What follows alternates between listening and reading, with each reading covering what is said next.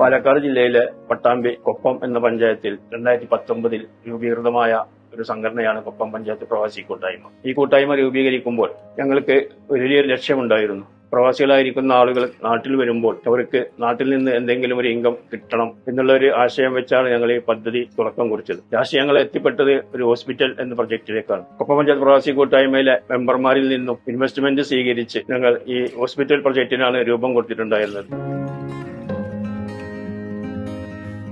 2019 രൂപീകൃതമായ കൊപ്പം പഞ്ചായത്ത് പ്രവാസി കൂട്ടായ്മയിലെ മെമ്പർമാരിൽ നിന്ന് കുറച്ചു പേര് ഇൻവെസ്റ്റ്മെന്റ് നടത്തിയിട്ടാണ് KPU എന്ന കമ്പനി രൂപീകരിക്കുന്നത്. കൊപ്പം പ്രവാസി യുണൈറ്റഡ് LLP.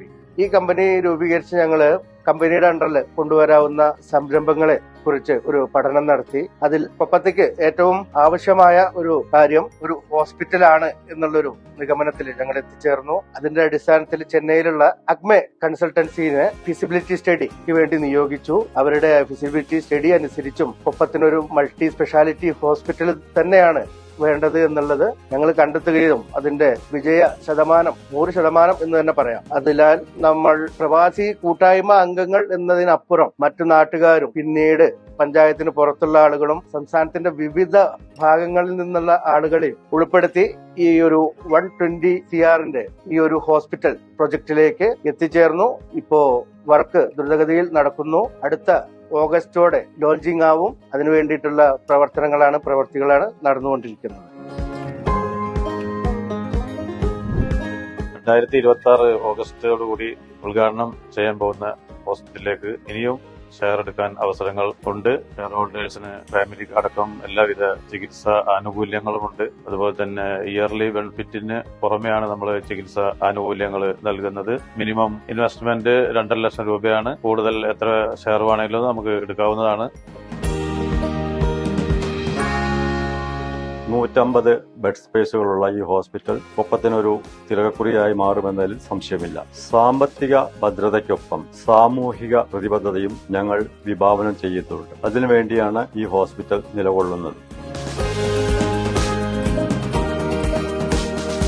ഇപ്പോൾ നിർമ്മാണം പുരോഗമിച്ചുകൊണ്ടിരിക്കുന്ന ഈ ബിൽഡിംഗിൽ തന്നെയാണ് നമ്മൾ ഈ പറയുന്ന സ്പെഷ്യാലിറ്റി സൂപ്പർ സ്പെഷ്യാലിറ്റി സർവീസസ് ആയ cardiology, neurology, nephrology, critical care services, പിന്നെ അതിവിപുലീകൃതമായ രീതിയിലുള്ള ഒരു ട്രോമ കെയർ തന്നെ ഇതിനകത്ത് ഒരുങ്ങുന്നുണ്ട് with all emergency services and ഒരു മദർ ആൻഡ് ചൈൽഡ് കെയർ ഒരു സ്പെഷ്യലി ഫോക്കസ് ചെയ്തുകൊണ്ടാണ് നമ്മൾ അതിനെ വിഭാവനം ചെയ്തിരിക്കുന്നത്.